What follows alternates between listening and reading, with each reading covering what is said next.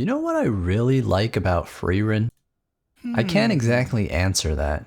It's been over 2 years since it came out in 2023, and I don't remember Jack Diddley from my first watch. But rewatching it now, I'm beginning to love it. There's so much more going on than what I noticed before. And that's just the tip of the iceberg. Wait a minute. I never realized how similar Frieren's and Fern's names are. Far away or distant. That makes sense. Fern's around 9 years old when we first see her. She has this distant look in her eyes. It's not exactly the gaze of a kid, like she's lost the light in her. It makes for an interesting dynamic between her and Frieren. Frieren's name literally means feeling cold in German, which also tracks. She's not that great at showing affection. She tells Fern quite bluntly that her big beam move don't go far. It's going to take years to fix that. Fern takes it upon herself to push even harder, even as Heiter is on his deathbed. Remember what Fern's name means? Distant? She lacks presence because she conceals her mana well, and that distance shows in other areas. Instead of staying by Heiter's side, she trains for him. It's quite silly when you put it in this light. Fern spends relentless years of her youth, in all seasons of weather, snow, rain, and sun, so she can break a rock that's very far away. Fern's already insanely talented, like child prodigy studying quantum physics level talented. Frieren sees that too, but she's not going to inflate her hope or boost her ego. It's just going to take time, no point stressing out about it. Frieren is the perfect counterpart to reframing Fern's mindset. At first glance, it seems like a terrible pairing. They would never get along.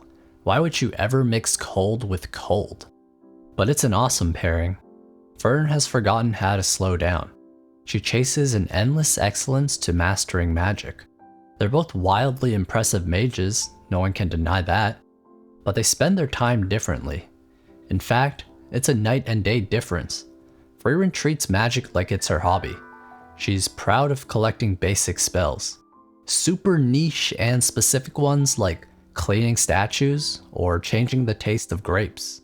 What's impressive is she doesn't even write them down. She just genuinely remembers them because they're all meaningful to her.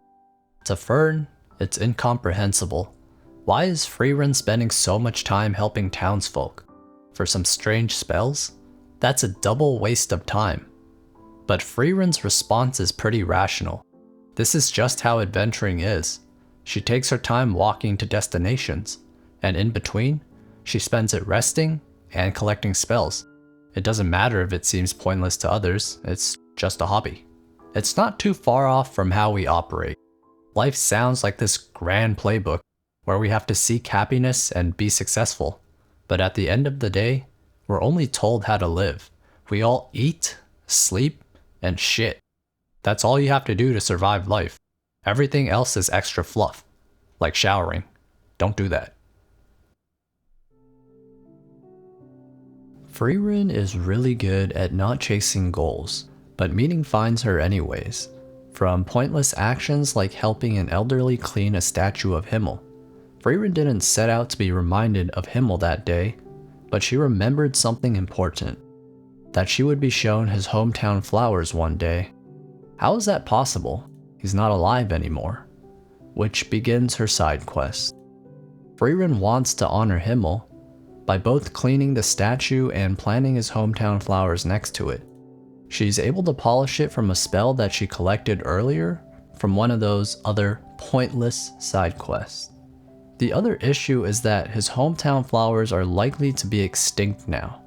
It's going to be an ordeal to find them, if it's even possible, which Fern stresses again as a waste of time.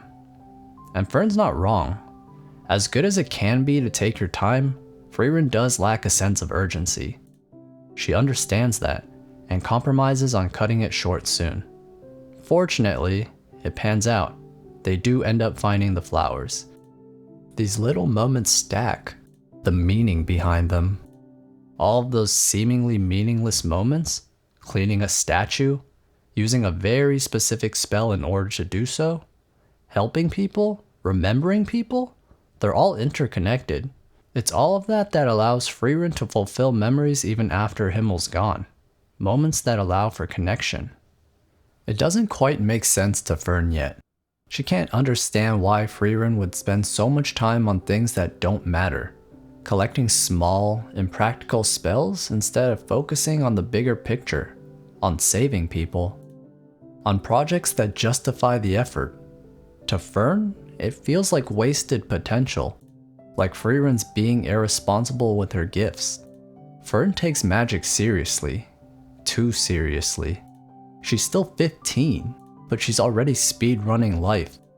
It's as if she's min-maxing her decisions, doing only the main questline, while skipping all the dialogue and optional areas. And for what reason? To prove that she's worthy? Frieren doesn't see it that way. She doesn't need magic to prove anything. It's just fun to her. Does she need a reason why? Turning a hobby into proof of worth sounds exhausting. If Frieren started measuring herself by what a great mage should or shouldn't do, that joy would disappear. It wouldn't be a hobby anymore. Being pressured to always be good or responsible is stressful. Fern can spend her whole life breaking farther and farther rocks, and she still wouldn't be done. It's only through Frieren that Fern remembers something, that she likes magic deep down. There were spells she enjoyed learning, not for survival, not to be exceptional. That's my question. Do we feel guilty for slowing down because of others' expectations, or because we expect it from ourselves? I don't know. I kinda just wanna chill.